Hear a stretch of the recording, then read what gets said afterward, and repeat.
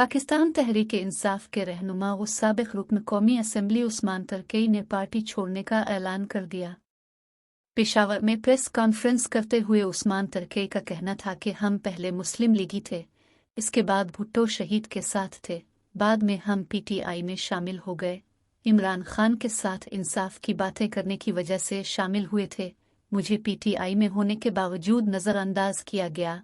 परवेज़ खटक ने मुझे आगे आने नहीं दिया और हमारे खिलाफ सूबाई सतह पर साजिश की गई।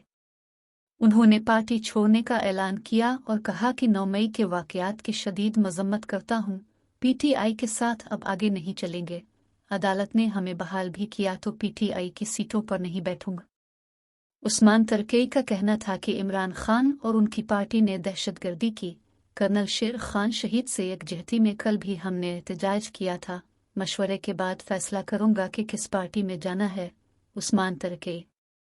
उन्होंने दावा किया कि मुझे इत्तला है शहराम तरकई पीपीपी में शमूलियत के लिए भाग दौड़ कर रहे।